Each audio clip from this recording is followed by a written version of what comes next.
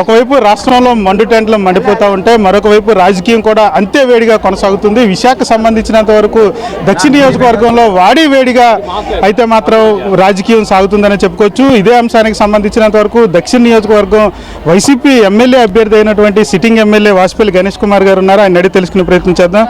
Sir, ఎలా ఉంది? ప్రజల్లోకి వెళ్తా ఉన్నారు, ఒకవైపు ఎండలు దంచి కొడుతున్నాయి, ప్రజల నుంచి ఆదరణ ఎలా ఉంది? అనిపించట్లేదు. ఎందుకంటే మేమేమో పేపర్లు చదువుతుంటే ఇళ్ళ నుంచి రావద్దు అంటున్నారు. ఇళ్ళ నుంచి రాకపోతే అవుతుందా? చూడండి, మా ఎక్స్ కార్పొరేటర్ గారు అమ్మాజమ్మ గారు, ఓకే, తన వయసు 60 సంవత్సరాలు అయినా కానీ మాతో పాటు తిరుగుతూ ఉన్నారు. మా తమ్ముడు పుల్రాజు గారు అన్నయ్య ఎక్స్ కార్పొరేటరు, అలాగే మా అధ్యక్షతన మన సర్వేశ్వరరెడ్డి గారు, కోసూరు వాసు గారు, ఓకే, అందరూ సీనియర్ నాయకులు అందరూ కూడా ఉన్నారు ఇక్కడ. ఈరోజు బ్రహ్మాండమైన బ్రహ్మరథం పడతా ఉన్నారు. 4 వెజ్ మార్కెట్స్, ఫిష్ మార్కెట్స్ని ఈరోజు పూర్తిగా చుట్టాము. ముఖ్యంగా మత్స్యకారులు అయితే వన్ సైడ్ అయిపోయారు. వన్ సైడ్ వార్ అన్నమాట. స్టేట్ వైడ్ అంతా కూడా మత్స్యకారులందరూ కూడా జగన్మోహన్ రెడ్డి గారిని బలపరిచి 175 నియోజకవర్గాల్లో ఉండే మత్స్యకారులందరూ కూడా జగన్మోహన్ గారు ఓటేస్తారు ఫ్యాన్కి. ఎందుకంటే జగన్మోహన్ రెడ్డి గారు సోషల్ స్టేటస్ ఇస్తా ఉన్నారు మాకు.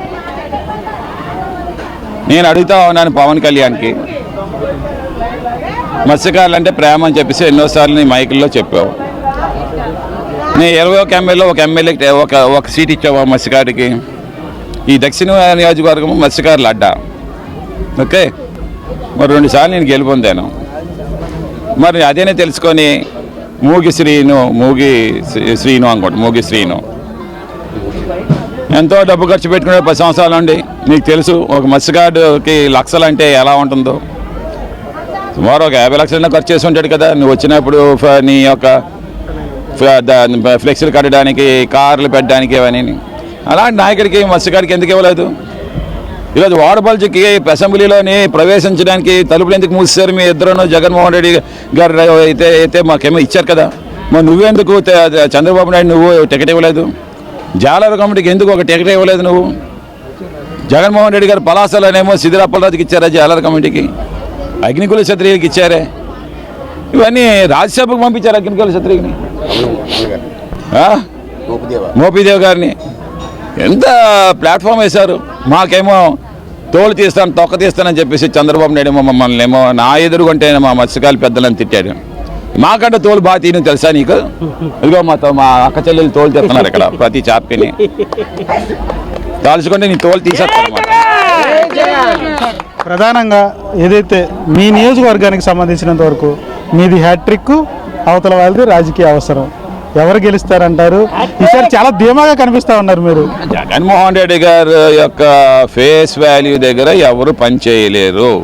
పవన్ కళ్యాణ్, చంద్రబాబు నాయుడు కేవలం కాలి గోటికి కూడా సరిపోరన్నమాట జగన్మోహన్ రెడ్డి.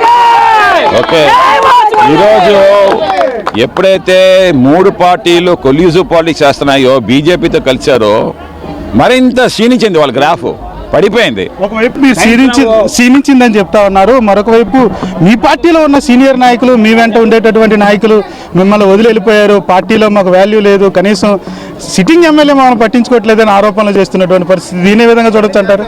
దీన్ని ఆశావాహులు ఉంటారు.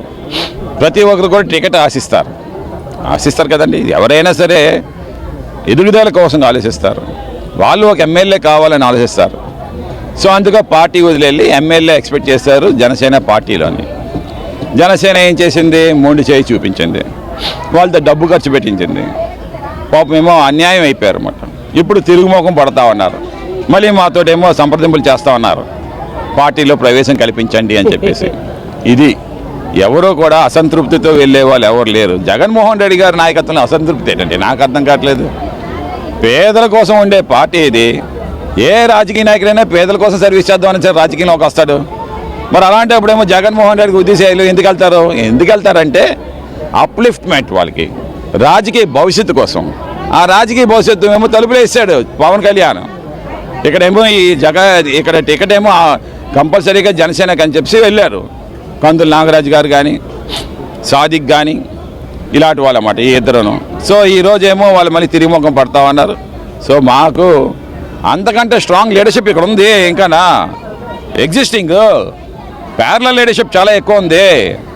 వాళ్ళకి ఏదో ఒక కోణంలో రిజర్వేషన్ ఆఫ్ రూల్లోని టికెట్ ఇవ్వచ్చేమో, కానీ అంతకంటే ద మోస్ట్ స్ట్రాంగ్ లీడర్షిప్ ఉంది వైఎస్ఆర్సీపీ పార్టీకి.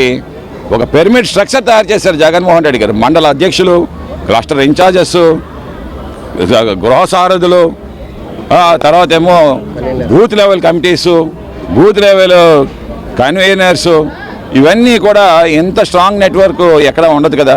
జగన్మోహన్ రెడ్డి గారిని చూసైనా సరే సిగ్గు తెచ్చుకోమని. అందుకే చూడండి పవన్ కళ్యాణ్ ఇప్పుడు ఎత్తుక్కుంటున్నాడు లీడర్స్ని. వాళ్ళకి లీడర్లు దొరక్క ఏం చేస్తున్నారు, మళ్ళీ తెలుగుదేశం నుంచి వచ్చిన వాళ్ళకి లీడర్లకి ఏమో మళ్ళీ ఎమ్మెల్యే ఇస్తూ ఉన్నారు. 2019 నీకు తెలియదా ఎమ్మెల్యే ఎలక్షన్స్ 2024 వస్తుందని చెప్పి నువ్వు మళ్ళీ గాజువాక నుంచి పోటీ చేయాలి కదా, ఓటమి చెందిన దగ్గర చేయాలి కదా. నువ్వు పిఠాపురం ఎందుకు వెళ్ళావు అంటే గాజువాకలో మళ్ళీ ఓడిపోతానని, భీమవరంలో మళ్ళీ ఓడిపోతానని. పిఠాపురంలో అయితే వర్మ ఏమో 40,000 ఓట్ల మెజార్టీతో ఇండిపెండెంట్ గెలిచాడు. అతను బుధమే చేసుకుంటే అతను నన్ను గెలిపించేస్తానని. స్వతహాగా నువ్వు గెలవని నీకు తెలుసు అన్నమాట. సో ఇవన్నీ కూడా ప్రజలు బాగా గమనిస్తూ ఉన్నారు. ఓకే, ఏ లీడర్ మీన్స్ ఈ should be a transformation leader. దార్శనికత కలగాలి. లీడర్ అంటే బాబాసాహెబ్ అంబేద్కర్ లాగా ఉండాలి, మదర్ తెరీసా లాగా ఉండాలి, మహాత్మా గాంధీ లాగా ఉండాలి, నెల్సన్ మండేలాగా ఉండాలి. వీళ్ళందరూ కూడా ఈ కోవకు చెందిన నాయకుడే డాక్టర్ వైఎస్ రాజశేఖర రెడ్డి గారు. ఆ తర్వాత ఈరోజు జగన్మోహన్ రెడ్డి గారు. కోట్లాది మంది ప్రజలు కంటే చెప్పడం విన్న జననేత అతను. ఈరోజు నువ్వు పెన్షన్లు ఆపావు చంద్రబాబు నాయుడు. నీకు మదర్ తెరీసాలని మనసు ఉంటే నువ్వు ఆపుతావా? బాబాసాహెబ్ అంబేద్కర్ ఆశయాలు ఉంటే నువ్వు ఆపుతావా? ఇది తప్పు అని చెప్పి గమనించగలుగుతావు కదా. ఆపడం వల్ల ఏమైంది? 30 నుండి 40 మంది చనిపోయారే. చావు బతుకుల్లో ఉండే వాళ్ళకి మనం వాళ్ళని ఎంత బతికిస్తే అంత మంచి ఆ కుటుంబానికి జరుగుతుంది అన్నమాట. 75-80 సంవత్సరాల్లోనేమో కాలు చేపడిపోయి మంచం మీద ఉండిపోయిన వాళ్ళు ఆ కొడుకు డైపర్లు కొనడానికి వారానికి 2,000 రూపాయలు అవుతుంది తెలుసా? మంచం మీద అన్నీ. అలాంటి వాళ్ళు మంచం మీద పట్టుకొని ఈరోజు ఏమో పెన్షన్కి వస్తే మరి చనిపోరండి. నాకు అర్థం కావట్లేదు. బాబాసాహెబ్ అంబేద్కర్ ఏమన్నారు? Removal of poverty is not just of charity, it's an act of justice. It's the protection of fundamental right, the right to dignity and decent life. నాయకుడా నువ్వు దానం చేయట్లే, అది ఫండమెంటల్ రైట్. అది పేదవాడిని అప్లిఫ్ట్ చేయడం ఫండమెంటల్ రైట్. ఆ ఇచ్చేటప్పుడు కూడా డిగ్నిటీగా ఉంచు, డీసెంట్ లైఫ్ ఇవ్వు. అందుకే వాళ్ళనేమో రోడ్డు మీద తీసుకొచ్చి క్యూలు కట్టించకంటేనా జగన్మోహన్ రెడ్డి గారు ఏకంగా వాలంటీర్ తీసుకొచ్చి ఇంటికి తీసుకునేది డిగ్నిటీ ఇస్తామన్నారు. మానాన్ని చంపుకోకూడదని. మహిళలేమో కొత్త కోడల పిల్లలు వస్తే రేషన్ కోసమని క్యూ కడతాది అన్నమాట. రేషన్ డిపో దగ్గరికి వెళ్ళి మనం చంపుకొని కదా రేషన్ డిపో దగ్గర కదా, అలా ఉండకూడదని చెప్పి రేషన్ ఏకంగా ఇంట్లో దగ్గర తీసుకుని వెళ్ళి పెట్టారు జగన్మోహన్ రెడ్డి గారు. అంటే ఒక డీసెంట్ లైఫ్ ఇచ్చారు. ఇది జగన్మోహన్ రెడ్డి గారి ఆశయం. అంటే బాబాసాహెబ్ అంబేద్కర్ ఆశయాలు. అది నీకుండుంటే ఈరోజు నిమ్మగడితో కేసు వేయించు కదా. దీనివల్ల ఎంతమంది చనిపోయారు, ఎంతమంది బాధలు పడ్డారు, ఎంతమంది బాధలు పడతారు. ఇవన్నీ సిగ్గులేని పార్టీలు ఇవన్నీ కూడా జగన్మోహన్ రెడ్డి గారి దగ్గర అందుకే కాలు కోటి కూడా చనిపోరు అంటాను నేను. ఈసారి హ్యాట్రిక్ కంపల్సరీ అంటారు.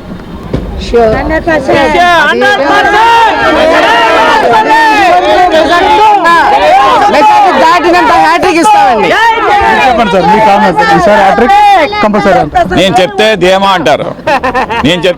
అంటారు, అందుకే మా నాయకులు ఈరోజు ఏదైతే దక్షిణ నియోజకవర్గానికి సంబంధించినంత వరకు కూడా వాజ్పేయి కంపల్సరీ హ్యాట్రిక్ కొడతారంటూ కూడా చెప్తున్నటువంటి పరిస్థితి అయితే కనిపిస్తూ ఉంది.